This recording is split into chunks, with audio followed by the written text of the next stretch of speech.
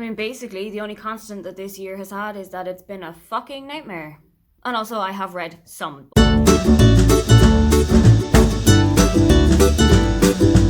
Hi, welcome, come on in. My name is Aoife, and today I am going to take a look at how my reading habits have changed thanks to the pandemic that we've been going through this year.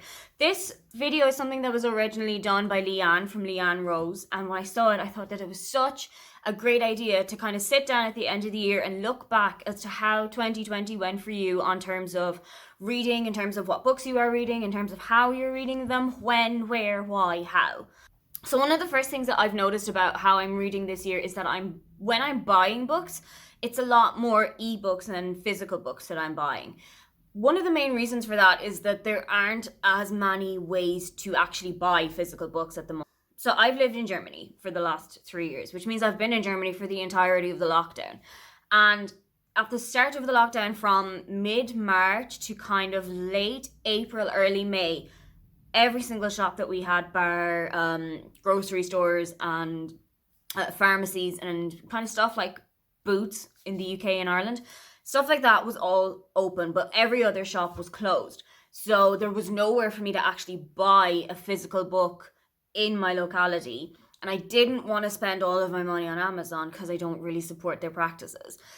So for me, if I wanted to buy any books at all, I was buying an ebook rather than buying a physical book and filling up the shelves behind me that somehow still got filled up in 2020. But I did notice that if I was going out to buy a book, and if there was a book that I saw and I really liked and I wanted to have a copy of, more times than often, I was buying it as an ebook. Another kind of similar thing that I've noticed is that I am reading a lot more audiobooks. I'm doing a lot of that in the office, whereas I wouldn't have read any audiobooks at all up until maybe March or April of this year. I found that it was a good way to kind of switch off but still kind of focus on work, because what I was doing did at the start take a lot of getting used to it. How do I calculate this? How do I do that? What is the situation that I need to work on here? But when I started to get a little bit more used to that, and when I started to realize the kind of tips and tricks to get it done efficiently but quickly, I kind of tuned in a little bit more to audiobooks. It's good to just have them in the background. I will admit I don't listen to them super closely when I'm at work. I will listen to them very attentively when I am outside of work, when I'm going for a walk, when I'm just around at home cooking, when I'm just dossing around at home. But at work, it's just something that I have in the background. Another thing to talk about with work is that my commute time has shortened significantly. So I used to work in the town next to mine, but right now I actually work in the town that I live. I changed that right at the start of the pandemic. I changed job location on the 17th of April. I think I started my new job here on the 20th of April. When I used to work in the next town over, my commute door to door was 45 minutes to an hour, depending on what trains I was getting. Right now, door to door, I'm taking 15-20 minutes. For me, that is 10 minutes on the U-Bahn, which is like the German version of the tube or the subway or whatever your version is. So for me, that isn't really enough time to kind of take out a book and get actually really engrossed into it. Whereas before, I had 10 minutes on the U-Bahn to get from my house to the main train station, but I also then had another 10 minutes to get from the main train station here to the main train station in the next town over, and then another 5 or so minutes on that train station's subway from the main train station to where I worked. That's a lot of traveling. I don't have that anymore, so I feel like my opportunities to read while I'm on my commute have dwindled quite a bit. Another thing that has kind of impacted is how I share books with friends. So before, when everything was normal, we'd share books with each other. We'd send books out to each other because I saw this and I thought that you would really like it. Or this book reminded me of you so much because you've been through this situation in this book. Or this main character was based on you.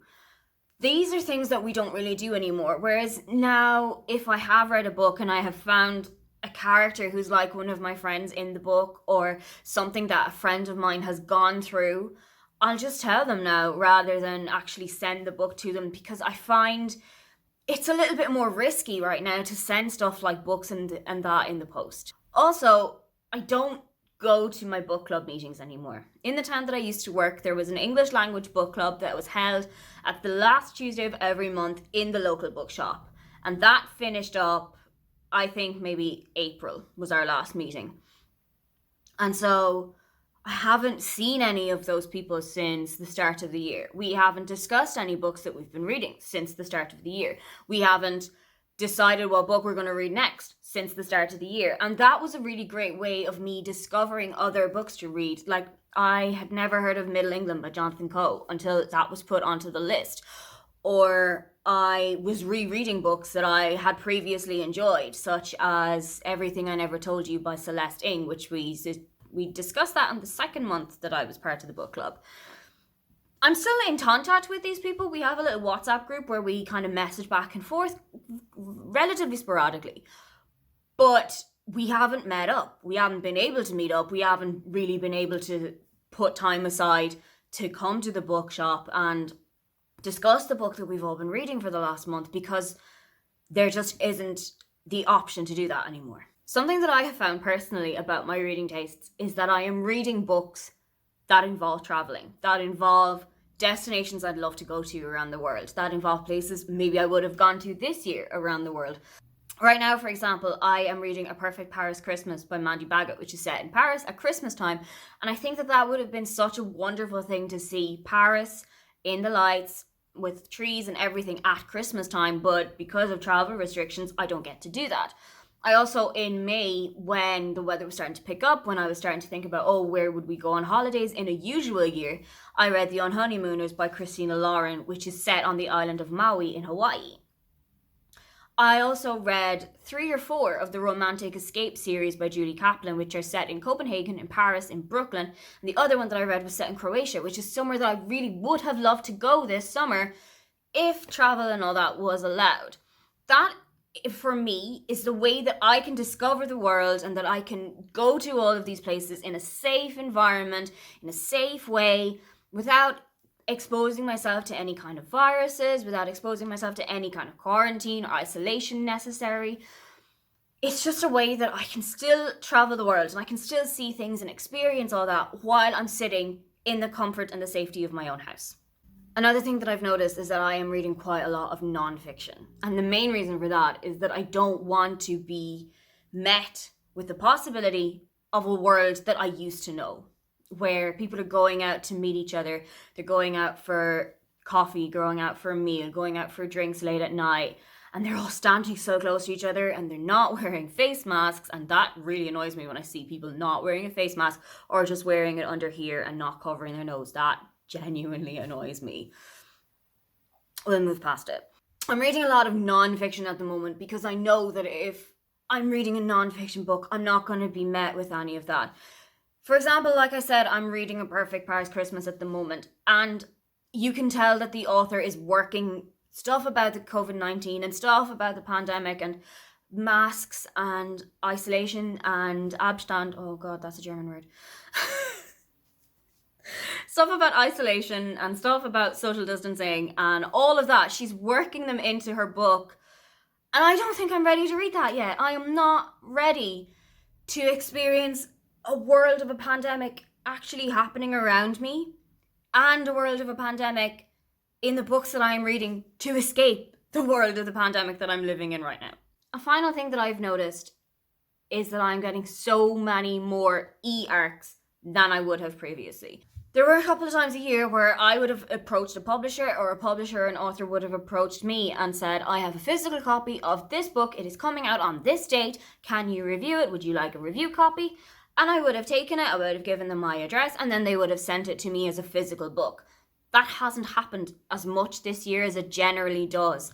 And I totally understand why. There aren't as many publishers working in-house. Quite a lot of publishers have sent their staff home at the moment. So there aren't as many physical arcs being printed to send out to bloggers and reviewers and all of that kind of thing. Whereas NetGalley is kind of your treasure of riches at the moment, where every single book that's being published is probably going to go on NetGalley before it goes to a physical copy. So those are some ways that the pandemic that we're going through at the moment has affected and has changed how I'm reading at the moment. What kind of changes have you noticed in your reading this year? Don't forget to like and subscribe because I have new videos up every week. Now, get on out of here.